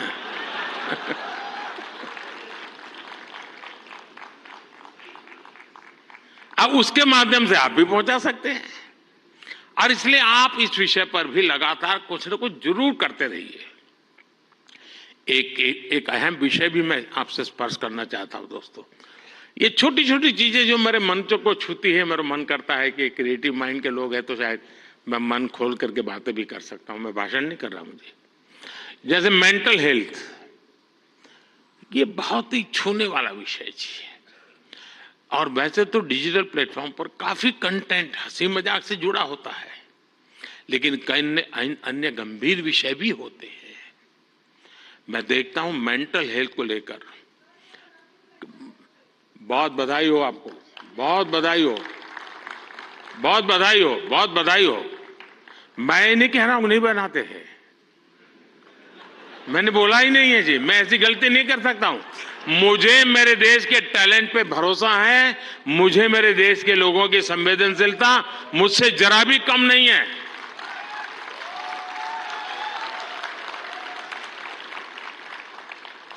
लेकिन ये ऐसे और जो लोग इस प्रकार से सोचते हैं वो ज्यादा क्रिएटिव है, ऐसा मैं कह सकता हूं, क्योंकि मेंटल हेल्थ को लेकर काफी क्रिएटर्स बहुत अच्छा काम कर भी रहे हैं, लेकिन अभी हमें इस पर और ज्यादा काम करने की जरूरत है। और हो सके तो लोकल लैंग्वेज, गांव के अंदर एक परिवार में अगर ऐसा बच्चा है, उनके लिए क्या हो सकता है, बड़े शहर में 5 स्टार दुनिया में तो होगा, क्योंकि उनकी जिंदगी में ये बहुत जरूरी है जी। उसी प्रकार से एक बहुत बड़ा महत्वपूर्ण विषय है बच्चों में स्ट्रेस का। हमें पता नहीं होता है, पहले तो हमारा जॉइंट फैमिली होता था और बच्चे कभी दादी संभाल लेती थी, कभी दादा संभाल लेते थे, कभी नाना, कभी चाचा चाची, भाभी भाई। अब माइक्रो फैमिली है, दोनों लोग चले गए हैं, आया के पास बैठा है, पता नहीं उसको स्ट्रेस का क्या स्थिति है, कुछ पता नहीं है।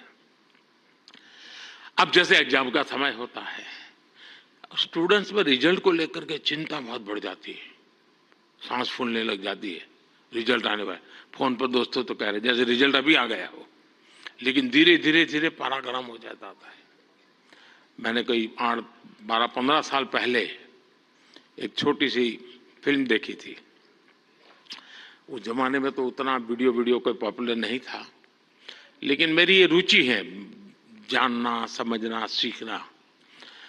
और उसमें ये बताया गया था कि कुछ भी गलत निर्णय लेने से पहले बेहतर जीवन जीना ज्यादा आसान है और कितना जीवन सुंदर बनता है। और उस बच्चे को एग्जाम देनी होती थी, उसको लगता है सब मैं नहीं कर पाऊंगा, तो आत्महत्या करने के लिए सोचता है। शायद उसके जो क्रिएटर होंगे उसको याद आ जाएगा, मुझे पूरा याद नहीं, क्योंकि मैंने 15-16 साल पहले इसको, 20 साल हो गए होंगे। तो उसको मन करता है कि मैं रस्से से टांग करके जान दे दूं, तो रस्सा खरीदने जाता है। तो वो उसे पूछता है कितने फीट चाहिए लंबा, तो सोचता है फीट क्या होता है, तो जाके पढ़ाई करता है, फीट ऐसे होता है। फिर वो कहता है उसको वो हुक चाहिए, तो लोहे का चाहिए, कैसा चाहिए, उसकी पढ़ाई का। फिर उसके ध्यान में आता है यार मरने से ज्यादा तो पढ़ना सरल है। बहुत ही अच्छी फिल्म बनाई है उसने, हार्डली 7-8 मिनट की होगी। लेकिन जब मैंने उसको देखा, और वो ये जो आत्महत्या करने का मूड बन जाता है बच्चों का, छोटी सी चीज है लेकिन उसके जिंदगी को एक नई राह दिखा देती है। अब आप भी जानते हैं मैं परीक्षा पे चर्चा का कार्यक्रम करता हूं। आपको लगता, कई लोगों को मजाक उड़ेगा क्या यार के प्राइम मिनिस्टर है क्या बच्चों के साथ परीक्षा पे चर्चा करता रहता है, फालतू समय का। मैं जानता हूं दोस्तों, मैं कोई सरकारी सर्कुलर निकाल करके बच्चों की जिंदगी नहीं बना सकता। मुझे उनके साथ जुड़ना पड़ेगा, उनको जानना पड़ेगा, जी जान से जुटना पड़ेगा। और उस समय यानी बारिश के बाद अगर मैं खेत में काम करूं तो काम का है, परीक्षा के दिनों में उसकी बड़ी ताकत होती है। और इसलिए मैं हर साल रेगुलरली ये कार्यक्रम करता हूं, क्योंकि मेरे मन में यही होता है कि इन बच्चों के साथ मैं कुछ बातें करूं, खुल करके बातें करूं। हो सकता है किसी को एक आध चीज काम आ जाए, उनके मन को छू जाए, उनका हाथ पकड़े, उनकी हैंड होल्डिंग करे, उनके माँ बाप को लगे, टीचर को लगे। साथियों, ये सारे काम मैं तो रील बनाने के लिए समय नहीं निकाल सकता, तो मैं ऐसे काम कर लेता हूं, लेकिन आप तो वो भी कर सकते हैं जी। क्या हम ऐसा कंटेंट और ज्यादा बना सकते हैं जो यूथ में ड्रग्स के नेगेटिव इफेक्ट्स को लेकर अवेयरनेस लाए?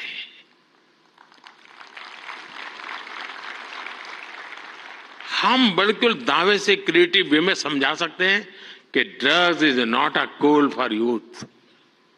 वरना क्या है यार, कूल हॉस्टल में बैठे हैं, कूल।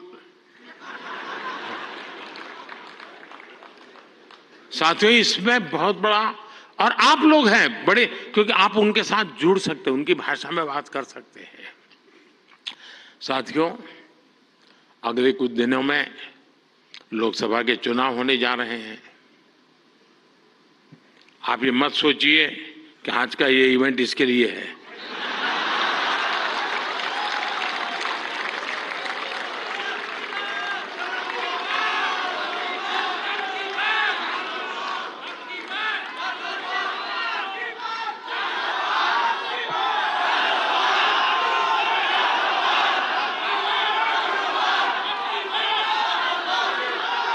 और मैं आपको गारंटी देता हूं कि हो सका तो नेक्स्ट शिवरात्रि पर भी, या तो डेट कोई और हो सकती है, या ऐसा कार्यक्रम मैं ही करूंगा।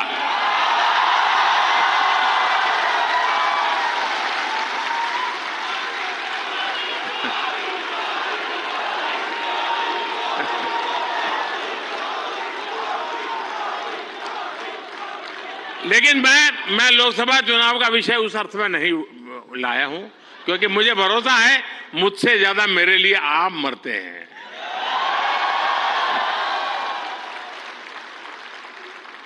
और आप मेरे लिए इसलिए मरते हैं क्योंकि मैं आपके लिए जीता हूं,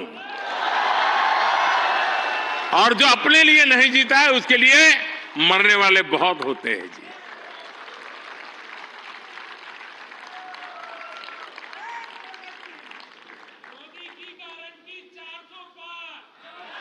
वो मोदी की गारंटी नहीं है, 140 करोड़ देशवासियों की गारंटी है।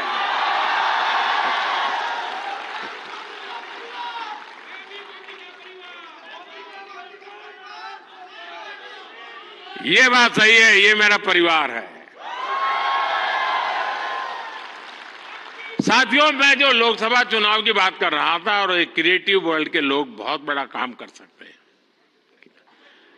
क्या हम ऐसा कुछ कर सकते हैं कि हमारे यूथ, और खास करके हमारे फर्स्ट टाइम वोटर, उनको हम जागरूक करने के लिए क्या कर सकते हैं, और उसको पता हो कि वोट देना यानी किसी को जिताना हराने का काम नहीं है जी। वोट देने का मतलब है तुम इतने बड़े देश की निर्णय प्रक्रिया के हिस्सेदार बने हो। तुम देश का भविष्य बनाने वाले एक महत्वपूर्ण पार्टनर हो। ये उस तक पहुंचना जरूरी है जी। उसको कभी ये मत कहिए किसको वोट दो, लेकिन आप उसको जरूर कहिए कि वोट तो देना ही चाहिए।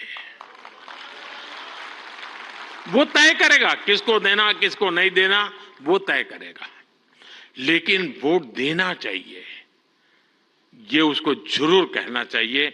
और मैं मानता हूं हमारे देश में, दुनिया के देश जहां जैसे जैसे समृद्धि बढ़ती गई, वोटिंग पैटर्न घटती गई। दुनिया में देश समृद्ध हुए, लेकिन अलग अलग व्यवस्थाओं ने समृद्धि तक ले गए और बाद में लोकतंत्र की दिशा में गए।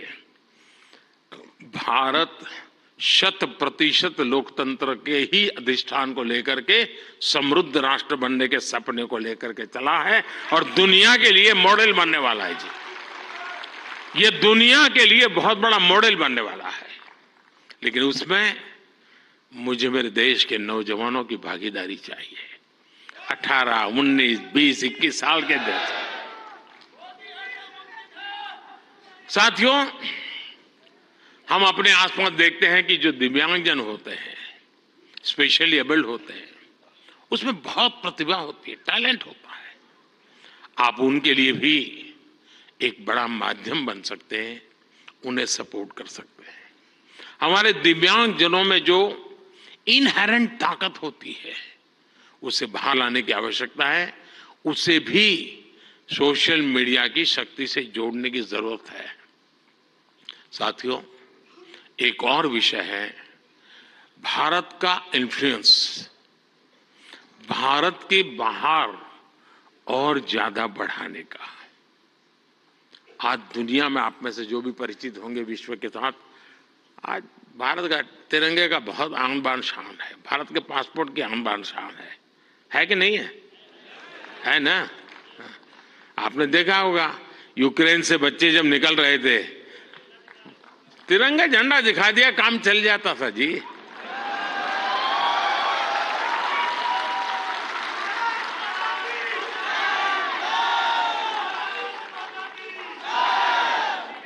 ये सामर्थ्य ऐसे ही नहीं आया है दोस्तों, ये सामर्थ्य ऐसा ही नहीं आया है। इसके पीछे एक मिशन बोर्ड में तपस्या की गई है। दुनिया में आज वातावरण बदला है, लेकिन उसको और अधिक, आज भी दुनिया में कुछ परसेप्शन ऐसे ही है हमारे लिए, हम उसको बदल सकते हैं क्या? और मैं मानता हूं, मुझे याद है मैं एक बार किसी एक देश में गया था, तो एक इंटरप्रेटर मेरे साथ था, तो परिचय वो कंप्यूटर इंजीनियर था, उस सरकार में काम करता था। तो मेरी मदद की उसने, 3-4 दिन मेरे साथ था वो, तो परिचय हो गया। तो आखिर में उसने कहा, साहब आपको बुरा न लगे तो एक सवाल पूछना चाहता हूँ। मैंने कहा क्या? नहीं साहब, आपको बुरा नहीं लगेगा ना? मैं कहा नहीं ये दोस्त, 3-4 दिन से आप देख रहे हो, बुरा लगने का सवाल नहीं, आप जरूर पूछिए। नहीं रहने दो साहब, नहीं पूछता हूँ। नहीं, मैंने कहा पूछो यार। उसने कहा साहब, क्या अभी भी आपके देश में सांप सपेरे जादू टोना यही होता है क्या? ये मुझे पूछा गया सवाल था जी। मैंने कहा देख दोस्त, हमारे लोग तो उस जमाने में तो बड़े ताकतवर थे, तो सांप बाप उनके लिए बड़ा बाएं हाथ का खेल था। अब मैंने कहा हमारी ताकत बहुत कम हो गई है, और धीरे धीरे करके मैंने कहा वो माउस पे आ गए हैं। लेकिन मैंने कहा वो माउस से पूरी दुनिया को हिलाते हैं। साथियों, मेरे देश का ये जो सामर्थ्य है ना, इस सामर्थ्य को हम आज अगर विदेश में बैठे किसी शख्स को,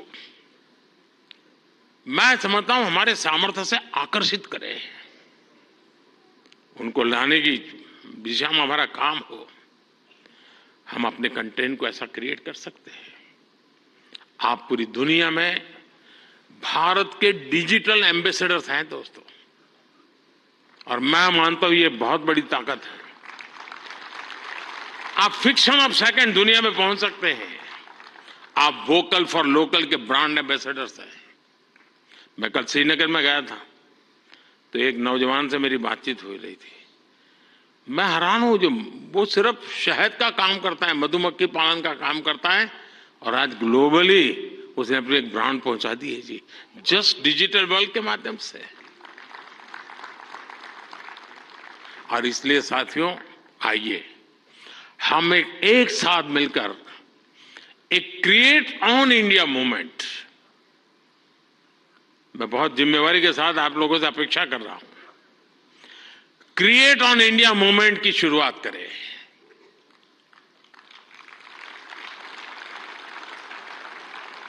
हम भारत से जुड़ी स्टोरीज को, भारत की संस्कृति को, भारत के हेरिटेज और ट्रेडिशंस को पूरी दुनिया से शेयर करें। हम भारत की अपनी स्टोरी सबको सुनाएं। Let us create on India, create for the world. आप ऐसा कंटेंट क्रिएट करिए जो आपके साथी, आपके देश, हम सबका देश, भारत को भी ज्यादा से ज्यादा लाइक्स दे। और इसके लिए हमें ग्लोबल ऑडियंस को भी एंगेज करना होगा, दुनिया की यूनिवर्सिटीज के साथ, दुनिया के नौजवानों के साथ जुड़ना होगा।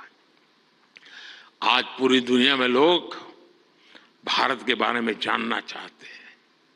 आप में से कई लोग विदेशी भाषा को जानते हैं, नहीं जानते होंगे तो आप एआई की मदद से काम हो सकता है। कुछ लोग सीख भी सकते हैं। आप ज्यादा से ज्यादा यूएन लैंग्वेज में, जर्मन, फ्रेंच, स्पेनिश जैसे लैंग्वेज में कंटेंट बनाएंगे तो आपकी और भारत की भी रीच बढ़ेगी। हमारे अड़ोस पड़ोस के देश हैं, उनकी भाषाओं में हम कुछ करें, हमारी एक अलग पहचान बनेगी। और आपने देखा होगा पिछले दिनों बड़ा महत्वपूर्ण डिसीजन हमने लिया है। मैं भी कुछ दिन पहले बिल गेट्स के साथ गप्पे मार रहा था, तो ऐसे ही एआई वगैरह सारे विषयों पे बहुत चर्चा निकली। कभी उसके विषय में जरूर आपको पता चलेगा। लेकिन हमने अभी कल ही एक डिसीजन लिया है, हम एआई मिशन को, और मैं मानता हूं दुनिया देख रही है कि भारत एआई में क्या काम करेगा, क्योंकि भारत लीड करेगा, मान के चलिए दोस्तों, क्योंकि मैं आपके भरोसे बोल रहा हूं। उसी प्रकार से आपने देखा होगा सेमीकंडक्टर, जिस प्रकार से भारत सेमीकंडक्टर की दुनिया में आगे बढ़ रहा है, और मैं बताता हूं कि हम 2G 4G वगैरह में बहुत पीछे रह गए, 5G में हमने लीड कर लिया। वैसा ही हम बहुत तेजी से सेमीकंडक्टर की दुनिया में, हम दुनिया में अपनी जगह बना लेंगे दोस्तों, और देखते ही देखते हम छा जाएंगे। और ये मोदी के कारण नहीं, मेरे देश के नौजवानों के कारण, मेरे देश के टैलेंट के कारण। इतना सामर्थ्य है, मोदी तो सिर्फ अवसर देता है, रास्ते से कांटे हटा देता है, ताकि मेरा देश का नौजवान तेज गति से आगे बढ़ चले। और इसलिए मैं चाहता हूं, जैसे हमारे पड़ोस के देश हैं, उनकी भाषाएं, उनके साथ उनकी सोच समझ के अनुकूल हम जितनी चीजें पहुंचाएंगे, मैं समझता हूं हमारा नाता और जुड़ेगा।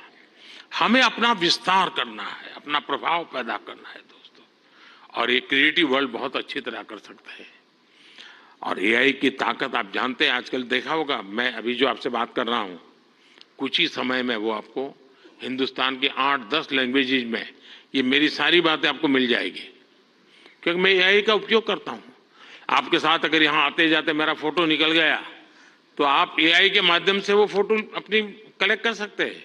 नमो ऐप पर जाएंगे, फोटो बूथ पे चले जाएंगे, आराम से आपको मिल जाएगी मेरी फोटो। आज से 5 साल पहले कहीं मिल गए होंगे, एक कोने में मुझे देख रहे, आपकी एक आंख फोटो में आई है, तो भी वो आपको खींच करके ले आएगा वहां। ये एआई की ताकत है, हमारे देश के नौजवानों की ताकत है। और इसलिए मैं कहता हूं सबको कि भारत के पास ये सामर्थ्य है, हम इस सामर्थ्य को लेकर के आगे जाना चाहते हैं, और नेशनल इंटरनेशनल लेवल पर भारत की एक छवि नई ऊंचाई पर ले जाने का काम हम अपनी इस क्रिएटिविटी से कर सकते हैं। एक फूड क्रिएटर किसी को मुंबई के बड़ा पाव की मशहूर दुकान तक पहुंचा सकता है। एक फैशन डिजाइनर दुनिया भर को ये बता सकता है कि भारत के कलाकारों की खूबी क्या होती है। एक टेक क्रिएटर पूरी दुनिया को बता सकता है कि मेक इन इंडिया से हम क्या बना रहे हैं और भारत में इनोवेशन कैसे बढ़ रहा है। एक गांव में बैठा ट्रैवल ब्लॉगर भी विदेश में बैठे किसी व्यक्ति को अपने वीडियो से हिंदुस्तान की यात्रा के लिए मोटिवेट कर सकता है। हमारे भारत में तो इतने अलग अलग तरह के मेले होते हैं, हर एक पर्व में अपनी एक स्टोरी होती है और दुनिया उसे जानना चाहती है। जो लोग भारत को जानना चाहते हैं, भारत के कोने कोने को जानना चाहते हैं, उनकी भी आप बहुत मदद कर सकते हैं। साथियों, इन सारे प्रयासों में आपकी स्टाइल, आपका प्रेजेंटेशन, आपका प्रोडक्ट, आपके फैक्ट्स, अगर मैं मानता हूं हकीकतों विषय में कॉम्प्रोमाइज कभी मत कीजिए। आप देखिए, एक यूनिक अंदाज में आप जाएंगे। अब देखिए, आर्टिफैक्ट्स तो बहुत होते हैं, आर्कियोलॉजी वाले ने बहुत चीजें निकाली होती है, लेकिन जो म्यूजियोलॉजी जानता है ना, वो जब उसको बनाता है, रखता है, तो हम उस युग में पहुंच जाते हैं। 300 साल पुरानी चीज देखते हैं तो लगता है कि मैं उस समय जी रहा हूं। क्रिएटिविटी की ये ताकत होती है दोस्तों। और मैं चाहता हूं कि मेरे देश के भीतर वो क्रिएटिविटी है जो मेरे देश का भाग्य बदलने के लिए एक बहुत बड़ा कैटलिक एजेंट बन सकता है। और इसी भावना से मैं आज आप सबको मिला, आप सबको बुलाया। आप बहुत ही कम नोटिस से आए, आपने कुछ करके दिखाया है। जूरी को भी मैं बधाई देता हूं, क्योंकि 1.5-2 लाख लोगों की एक एक बारीकी को पहुंचाना बड़ा कठिन काम है। लेकिन आने वाले दिनों में ये काम और अधिक अच्छे ढंग से, अधिक साइंटिफिक ढंग से हम कर पाएंगे। मैं फिर एक बार आप सबको बहुत बहुत शुभकामनाएं देता हूं। बहुत बहुत धन्यवाद।